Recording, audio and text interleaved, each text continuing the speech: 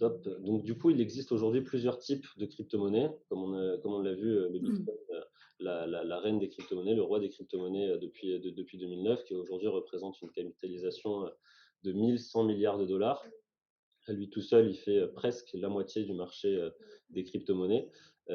Par la suite, il y a eu ce qu'on appelle des alternatives coins, donc des alternatives à Bitcoin, ce qu'on appelle communément des altcoins, qui se sont développées.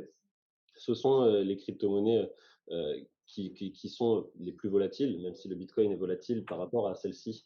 C'est assez relatif. En général, quand le Bitcoin va progresser de 5% ou perdre 5%, derrière, vous allez avoir les altcoins qui vont progresser de 10% ou perdre 10%. Donc là, ça va être toutes les crypto-monnaies qui vont avoir différents projets, que ce soit des projets de DeFi ou des projets de NFT, etc. Au total, aujourd'hui, on est sur une capitalisation de tous ces cryptos qui représentent 1400 milliards de dollars. Et ensuite, parmi les altcoins, vous allez aussi avoir ce qu'on appelle les stablecoins. Et ça, c'est quelque chose qu'il faut bien que vous ayez en tête, c'est que les crypto-monnaies aujourd'hui, il existe des crypto-monnaies qui ne sont pas volatiles du tout et qui sont véritablement stables, qui suivent le cours du dollar, qui suivent le cours de l'euro, qui suivent le cours du yuan, etc. etc. Là, vous avez quelques exemples de stablecoin. Vous avez notamment le Tether, juste en dessous du Tether. Donc, le Tether, c'est celui qui est en vert avec un T. À droite du Tether, vous avez le DAI, qui est un stablecoin totalement décentralisé, contrairement au Tether, qui est lui centralisé, qui est géré par une entreprise. Euh, En dessous, vous avez le LUG. Je reconnais pas. Je pense que c'est l'euro numérique qui est à gauche, mais Staïs. c'est Stalis. Voilà, donc ces jetons à valeur stable, ils ont un réel intérêt dans l'écosystème blockchain. Ils ont des intérêts dès lors que vous voulez faire du business sans être exposé à la volatilité de jetons.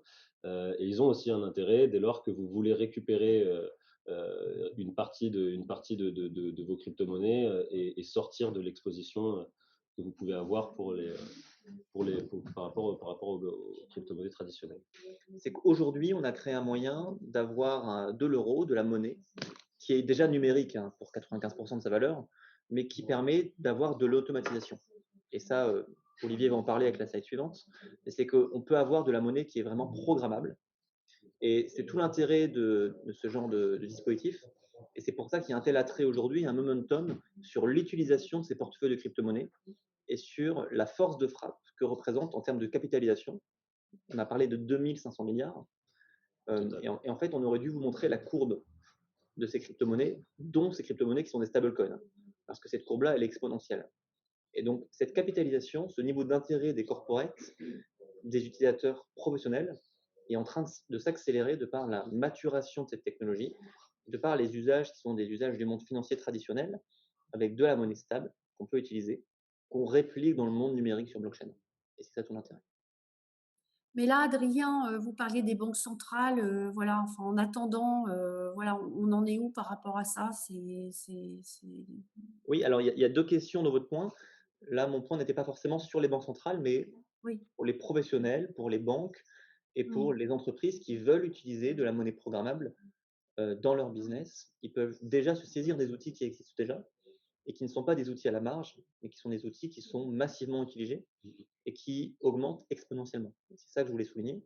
Il y a un deuxième point qui est les projets des banques centrales qui sont en train de renforcer. On va dire aujourd'hui, on a un système qui est un système qui repose sur une technologie qui est une technologie qui a 30 ans. C'est la technologie SEPA, pour le dire très simplement. Il y a aussi Swift également, qui sont des technologies d'échange. Et en fait, ces technologies, elles sont extrêmement compliquées, d'une part à maintenir, d'autre part à utiliser. Et troisièmement, pour avoir des mécanismes de nouvelles technologies comme de l'IA par exemple, ou de l'OCR qui s'insèrent sur ces mécanismes financiers.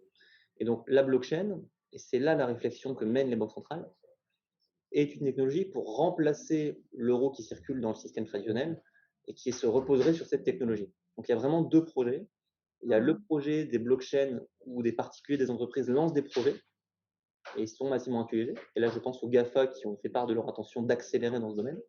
Et il y a également les banques centrales et les États qui veulent renforcer l'efficience de leur modèle, qui s'intéressent aux monnaies de banque centrale Mais dans les deux cas, ils vont utiliser ces portefeuilles de crypto-monnaies, qui est la slide juste après. C'est ça l'intérêt, c'est que c'est la même base technologique.